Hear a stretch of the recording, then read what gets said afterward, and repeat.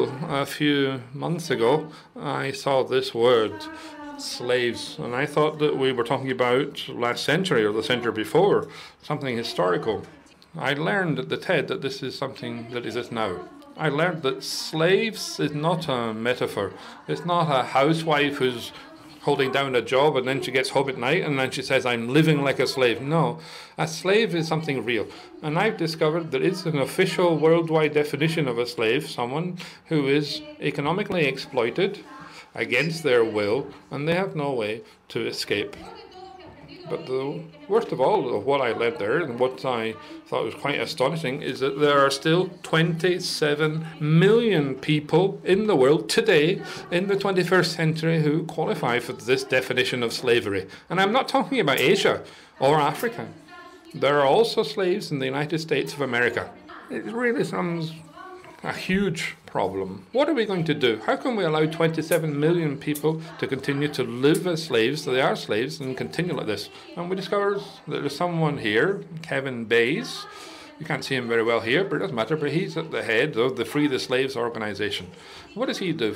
Kevin Bays coordinates a network of people distributed around the world with vans who are trying to identify where are these workshops where the slaves, and they release them like social terrorists. They are real citizen heroes. They're all anonymous. We don't know what they're called. That's what they do.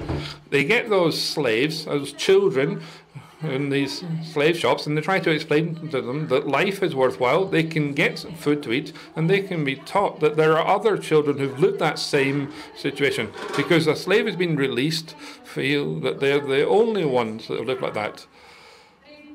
And the idea is to re-educate people, because there are many slaves who are released once and they go back to being a slave because they don't have any other way to eat.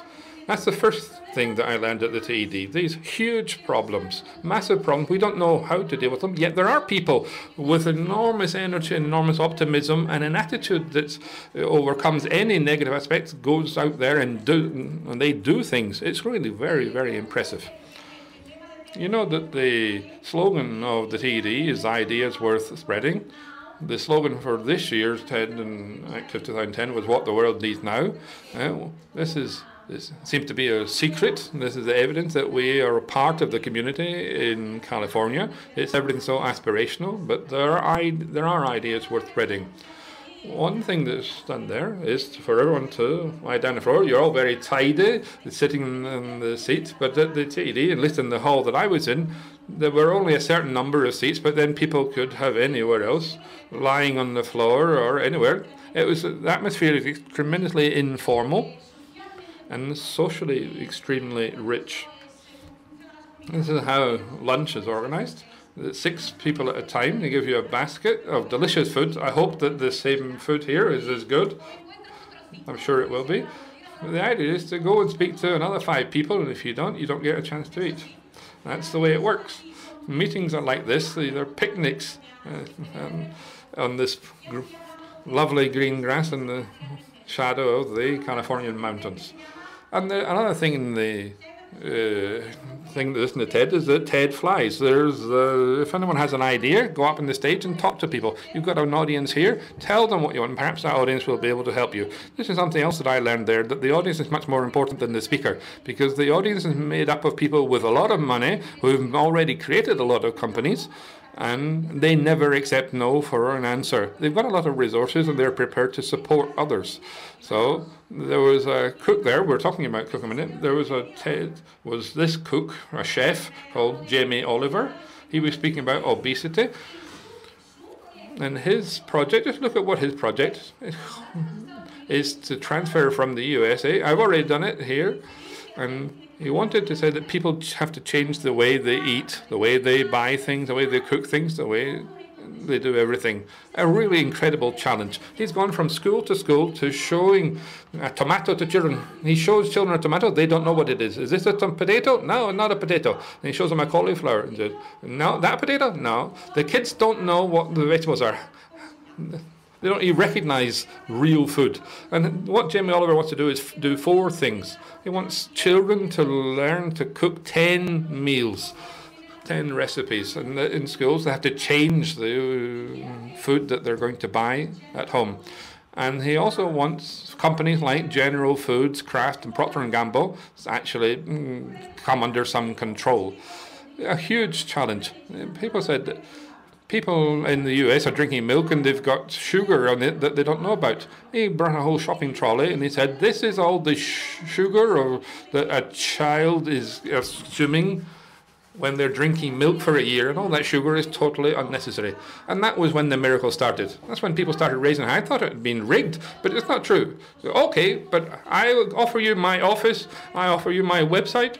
You have to talk to this fellow. I know, I'll speak to this one who supplies the schools. So as he was talking, people were going with a project that's half cooked, half made already. And it's now available on YouTube if you're interested in seeing it, because I'm an impressive speaker. He's very aggressive, and he goes to the point. And that's what it matters. In TED, there is no time. There are people on the stage that are running about from one place. They've got so many things to explain, so much to communicate, so many people to convince with enormous levels of energy. You know, that I've seen people killing mosquitoes with cannonballs. There was an inventor there at TED, Nathan Morgan, is a friend of Bill Gates. He's an inventor. They've done lots of things together. And he's always been thinking. His subject was malaria. How are we going to win the war against malaria? Because the vaccines are not working so well. You have to refrigerate them, and when you take them to where they're needed, they may not work. But mosquito nets might be useful if you slept under them, but not if you use them for fishing.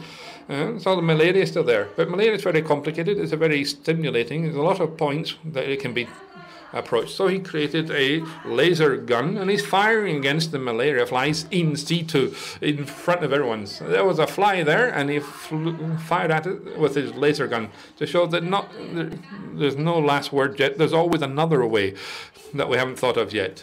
That is what I learned at TED. Don't take no for an answer.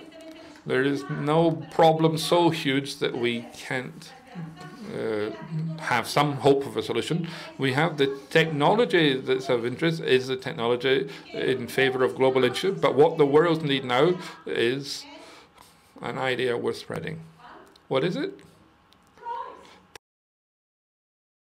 Promise. That P that we just heard from Alberto. Promise. Thank you very much. We'll meet back here at 10 minutes to 1.